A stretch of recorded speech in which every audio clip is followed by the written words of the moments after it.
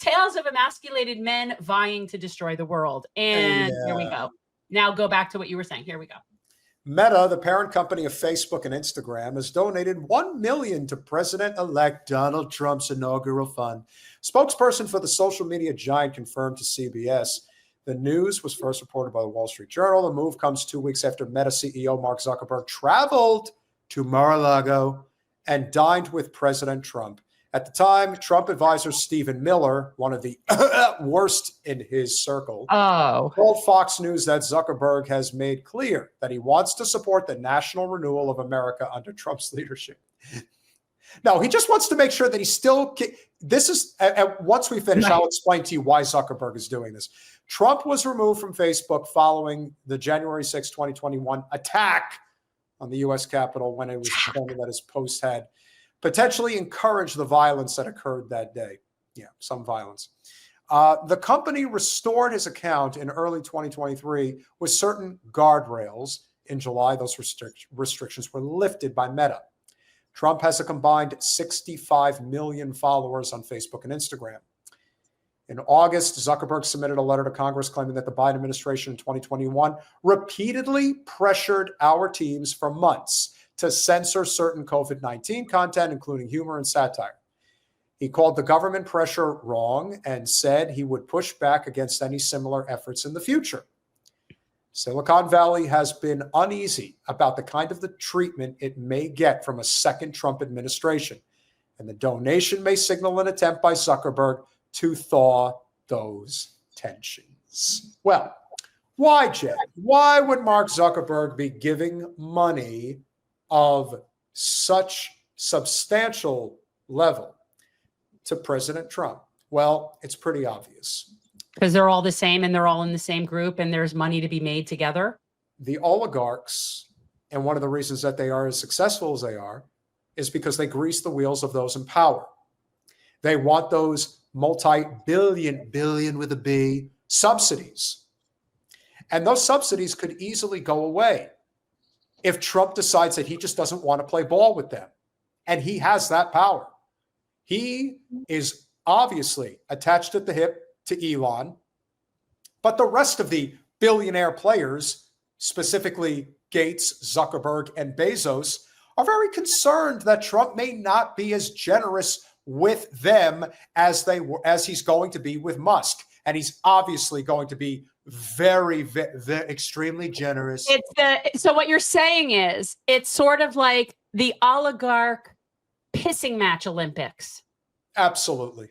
Okay. So that's nice. So basically they're having like penis contests is what's going on. However small and shriveled they may be, but yes. They must be. Oh, there's some serious compensation happening. There is overcompensation. Very, very much so. I look at the four, if you could pull them up one more time, because that's just such a great graphic. I know you love this one. It's backed by popular demand. Okay. I think Elon is a complete narcissist in every sense of the word. I think Bezos is a very small man. He's a sociopath. Such a small little man. He's Lord Farquaad to me. He's Lord Farquaad. Yeah. I think Zuckerberg is almost a version of Sheldon Adelson in his need for attention. If you know anything about the history of Facebook and how that came to be, truthfully, the only person on that panel that really came up with anything was Bezos. Bezos figured out a way to create an empire of a shipping business. Yes, cheating. Sure. Cheating, completely cheating. Yes. He purposefully worked in the red. He purposefully worked at a loss to put people out of business and was able to get away with doing that because of the way our system subsidizes. That's the only thing I will say that really significantly is the difference, and I know people are obviously very adamant about their feelings about Elon Musk. I appreciate the fact that Elon Musk is a public figure because at least you're going to be able to see what he's up to. Somebody like Bill Gates in particular does not like to be public. In fact, he likes to present himself as somebody who is doing good, I feel like referencing It's Always Sunny in Philadelphia, but he's a full-on I had to bleep myself, philanthropist, but he's not.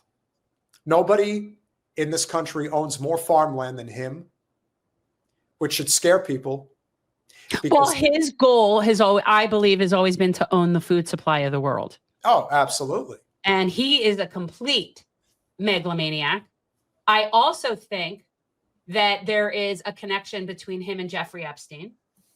And I actually think that has something to do with why him and his wife split up when they did. Yeah.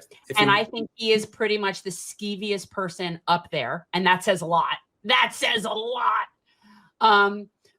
Yeah, Bill Gates. And not only does he own he is the largest individual landholder in this country. I believe that if you added up the acreage of what he owns, my understanding is it's like the size of like a state. And by state, I don't mean like a small state. I mean like a state like Oklahoma, Nebraska size state. Oh, yeah. He owns a lot of land. And he also, by the way, did that. He owns hundreds of thousands of acres of land. Oh, like he owns the size of a state. And then.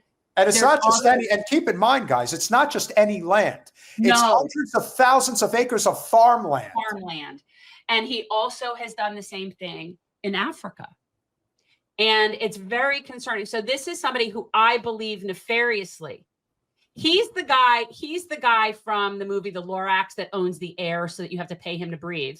Bezos is, I mean, he's just a very, very small little man. He's Lord Farquaad, who has to be put on fake legs to look remotely tall.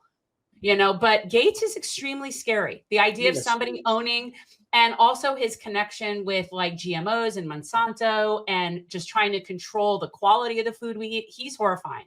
Yeah, the difference between Elon, Zuckerberg, Bezos, and Gates is that Zuckerberg, Elon, and Bezos, you can tell that they are deeply insecure people, that they are always having to you could tell that they're just. Yeah, no, they're in a contest. They're ridiculous. 100%. But Gates is Dr. Evil. Like he is, you could say he's insecure. You could say all those things.